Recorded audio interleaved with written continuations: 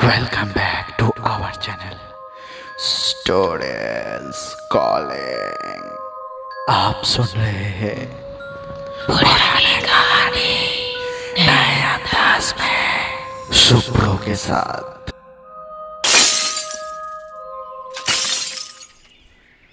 अरे हेतल, जल्दी चलो, ज्यादा देर होगी तो धूप चढ़ जाएगी। उसके बाद इस 3 घंटे की ड्राइव का मजा ही नहीं रहेगा। घड़ी की तरफ देखा तो शुक्रवार का दिन सुबह के 9 बजे थे। तभी अंदर से आवाज आई। हाँ, आ रही हूँ। भाबिन और हेतल सूरत में रहते थे, जहां से दमन कुछ 2.5 घंटे की दूरी पर था।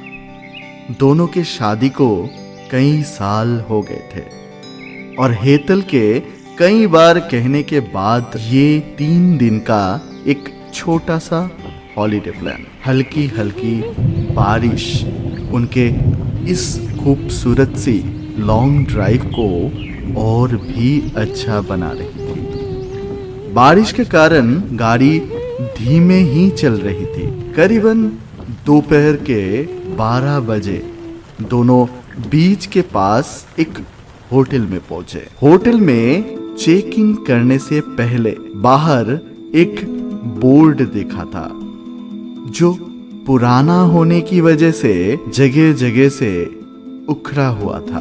उधर लिखा था, दोपहर के समय बीच पर ना जाए। हेतल को समुंदर का किनारा बहुत पसंद था, इसलिए वो जब मौका मिलता तभी भाबिन से दमन ले चलने की ही रिक्वेस्ट करती। काफी साल बाद जाकर हेतल की ये बात भाबिन ने आखिरकार रख ली और उसे घुमाने ले आया दमन। हेतल ने दोपहर के समय ही भाबिन से बीच पर चलने की जिद करी और उसकी जिद के सामने भाबिन की एक ना चली। बीच पर पहुंचे तो ऐसा बीज देखकर खुश हो या हैरान, दोनों को समझ नहीं आ रहा था। इंसान तो दूर दूर दूर तक कोई जानवर भी उन्हें नजर नहीं आ रहा था। बीच पर दूर से इस सुनसान से बीच पर एक आदमी हाथ में कैमरा लिए उनकी ओर आता हुआ दिखाई दिया। ये उन कैमरामैन में से एक है जो अक्सर आपको बीच पर दिखाई देते हैं। दोनों ने उनसे अपने बहुत सारे फोटोज खिंचवाई और कहा कि उन्हें इन फोटोग्राफ्स की प्रिंट नहीं चाहिए, उसकी मेमोरी कार्ड से फोटो लैपटॉप में कॉपी कर लेंगे। तो वो उनके होटल आके उनको मेमोरी कार्ड दे दे। फोटोग्राफर को अपने होटल का नाम बताकर दोनों बीच पर कुछ समय बिताकर होटल चले गए। इधर रिसेप्शन का स्टाफ हेतल को बड़ी गंदी नजरों से देख रहा था, जिसे लेकर एक बहस चली और भाबिन और हेतल ने वो होटल छोड़ दिया। जैसे ही वो होटल से बाहर निकले, उन्हें वो ही फोटोग्राफर मिला जो उन्हें दूसरे होटल तक ले गया। दूसरे होटल में चेक इन करके भाबिन अपने कमरे में मेमोरी कार्ड से फोटोज कॉपी कर ही रहा था और कैमरामैन लॉबी में उनके इंतजार कि तभी फोटोग्राफ्स को देखकर भाबिन को बहुत जोर का झटका लगा और वो सीधा नीचे दौड़ता हुआ कैमरामैन की तरफ पहुंचा, पर कैमरामैन वहां था ही नहीं।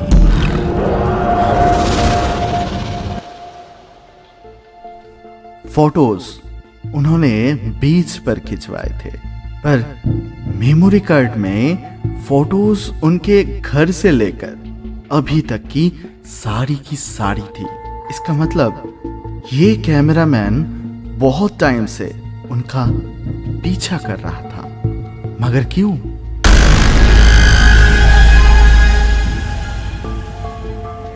भाबिन हेतल को कमरे में आराम करने के लिए छोड़कर पुलिस स्टेशन गया रिपोर्ट लिखवाने। भाबिन की सारी बात सुनकर पुलिस उसके साथ बीच पर गई।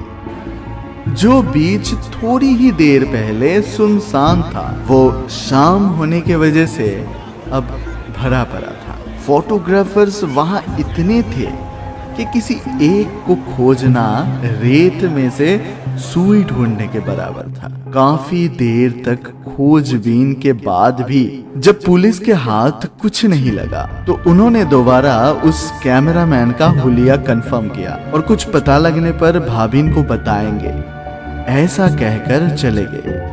भाबिन जब होटल पहुंचा तो रिसेप्शन पर स्टाफ ने कहा, सर कोई आपसे मिलने आया था पर आप रूम में नहीं थे, इसलिए ये मेमोरी कार्ड मैंने रख लिया। ये उसी ने दी थी आपको देने के लिए।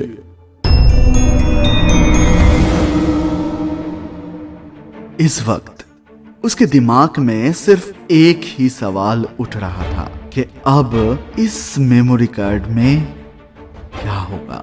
मेमोरी कार्ड लैपटॉप में लगाने से जो तस्वीरें दिखी वो देख उसे यकीन ही नहीं हो रहा था कि वो क्या देख रहा है। ये सारे तस्वीरें थी भाबिन की होटल से निकलकर पुलिस स्टेशन तक जाने की, वहां से बीच तक जाने की, फिर वहां से होटल आने की और रिसेप्शन पर होटल की स्टाफ से मेमोरी कार्ड लेने की, और आखिरी तस्वीर थी जहां वो अपने लैपटॉप पर ध्यान से इन सारे तस्वीरों को देख रहा था। भाबिन को शक था उसी फोटोग्राफर पर जो उन्हें बीच पर मिला था। ये फोटोग्राफर भाबिन और हेतल को दोपहर के टाइम बीच पर मिला था, इसलिए उसे ढूंढने के लिए वो दोबारा उसी वक्त उसी जगह पहुंचे। ये बीच ठीक कल की तरह बिल्कुल सुनसान था। थोड़ी देर इंतजार करने के बाद भाबिन को वो ही फोटोग्राफर दूर से उनकी तरफ दौड़ता हुआ आता नजर आया। उसने नजदीक आते हुए बोला, अरे सर आप बिना बोले होटल छोड़कर कहां चले गए थे? लीजिए आपके सारे फोटोग्राफ्स इस मेमोरी कार्ड में है। अब कौन सी होटल में अभी रुके हो ये हमें बता दीजिए, मैं वहां आकर शाम को ले जाऊंगा। भाबिन ने उसके एक बात भी नहीं सुनी और सीधे पुलिस को फोन लगा दिया। वो भाग ना पाए इसलिए भाबिन उसे छोड़ नहीं रहा था और उसे जकड़ के रखा। मन ही मन भाबिन को इतना सुकून था कि कम से कम अब वो परेशान नहीं होगा और उसे पता चलेगा कि आखिर ये कर क्यों रहा था ऐसे। थोड़ी ही देर में पुलिस वहां आई और उसे गिरफ्तार करके ले गई। जाते जाते भाबिन से कहा, आप आराम से होटल जाइए, हम पूछताछ करके आपको बताते हैं। भाबिन जैसे ही होटल पहुंचा, रिसेप्शन पर एक और मेमोरी कार्ड उसका इंतजार कर रहा था। कैमरामैन को तो पुलिस ने पकड़ लिया, फिर ये मेमोरी कार्ड कौन दे गया होगा? कई सारे सवाल उभर रहे थे इस वक्त भाबिन के दिमाग में। उसने तुरंत वो मेमोरी कार्ड लिया और दौड़ते हुए अपने कमरे में जाकर लैपटॉप में मेमोरी कार्ड लगाया तो एसी की ठंड में भी भाबिन को घुटन होने लगी। मेमोरी कार्ड में 2 फोल्डर थे, एक टुडे और एक एक्स्ट्रा के नाम से। टुडे वाले में वो तस्वीरें थी जहां भाबिन होटल से निकलकर बीच तक गया, फोटोग्राफर को पकड़ा, पुलिस उसे पकड़कर ले गई और वो फोटोग्राफर लॉकअप में था। इसका मतलब साफ था कि फोटोग्राफ्स उस फोटोग्राफर ने तो नहीं खींची थी। मेमोरी कार्ड के एक्स्ट्रा फोल्डर को जब भाबिन ने खोला तो उसे 3 फोटोग्राफ्स मिली। उनमें से एक भाबिन और हेतल झगड़ रहे थे। एक तस्वीर में हेतल का बदन नीला पड़ गया था और वो जमीन पर पड़ी थी, और एक आखिरी तस्वीर में भाबिन अकेले ही गाड़ी ड्राइव करके कहीं जा रहा था। भाबिन इन सारे तस्वीरों के बारे में सोच ही रहा था कि हेतल ने उसके सामने वो तस्वीरें उसके हाथ में रखी जिनमें वो अपनी गर्लफ्रेंड के साथ में था। भाबिन का सच सामने था और अब उसने बोलना शुरू किया। अच्छा हुआ तुम्हें सब कुछ पता चल गया, क्योंकि यहां मैं वैसे ही ये सब कुछ तुम्हें बताने के लिए लाया था। मैं अब और तुम्हारे साथ नहीं रह सकता। सॉरी हेतल, मुझे डाइवोर्स चाहिए। भाबिन के मुंह से सच्चाई सुन हेतल टूट पड़ी और रोते रोते भाबिन के आंखों के सामने ही बाथरूम चली गई। भाबिन दरवाजा खटखटाते खटखटाते परेशान हो गया। हेतल ने दरवाजा नहीं खोला और अंदर से बस रोने और रोने की ही आवाज सुनाई दे रही। दरवाजा खोलो। तंग आकर भाभी ने चिल्लाया, मारो यहीं पे, जा रहा हूं मैं, देखता हूं कैसे आओगी शहर अकेले। कमरे का दरवाजा जोर से बंद करते हुए भाबिन अपना सामान लेकर अकेले ही निकल पड़ा। आधे रास्ते जाने के बाद उसे ध्यान आया कि एक तस्वीर तो ऐसी भी थी जहां वो इसी तरह अकेले गाड़ी चलाते हुए लौट रहा था। तस्वीरों के बारे में सोचते सोचते वो कब घर पहुंचा उसे पता ही नहीं चला। घर के सामने बहुत भीड़ लगी थी और भीड़ में ना सिर्फ पड़ोसी थे बल्कि पुलिस भी थी। भाबिन भागता दौड़ता घर के अंदर घुसा तो पता चला कि उसकी बीवी ने सुसाइड कर लिया है।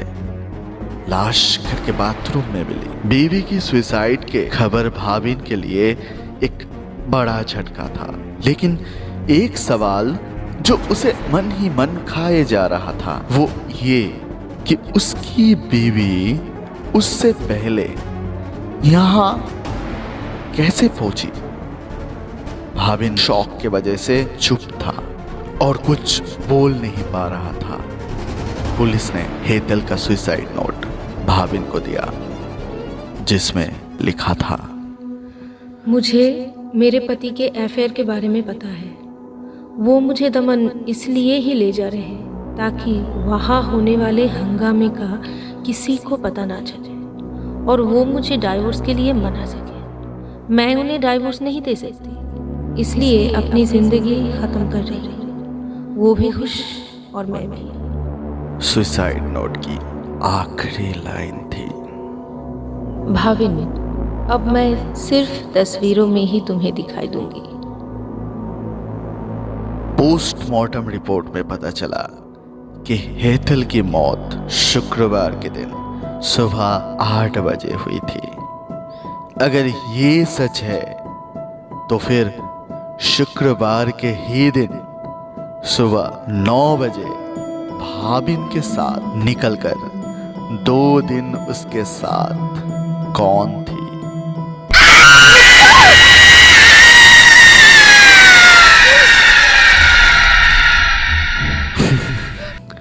मैं हूं सुप्रो और आप सुन रहे थे पुरानी कहानी नए अंदाज में। जाते जाते ये रही अगली कहानी की थोड़ा सा झलक।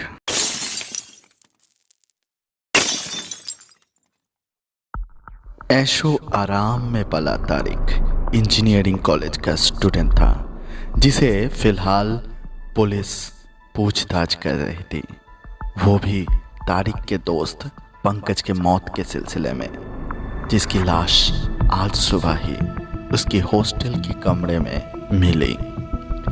पंकज के फोन पे एक आखिरी चीज एक व्हाट्सएप मैसेज था जिसमें थी एक audio file. Thank you for downloading this message. अब मैं तुम्हारे साथ तब तक हूँ जब तक तुम मेरे साथ नहीं हो जाते।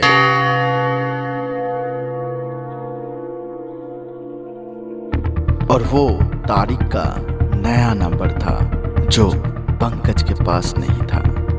पुलिस का सवाल एक ही था कि अननोन नंबर से क्यों एक ऐसा मैसेज भेजा गया था। For more updates, like, share and subscribe. Don't forget to click on bell icon. Stories calling. सुनाते रहिए और सुनते रहिए पुरानी कहानी नए अंदाज में, शुभ्रो के साथ, हर संडे रात 8:30 बजे।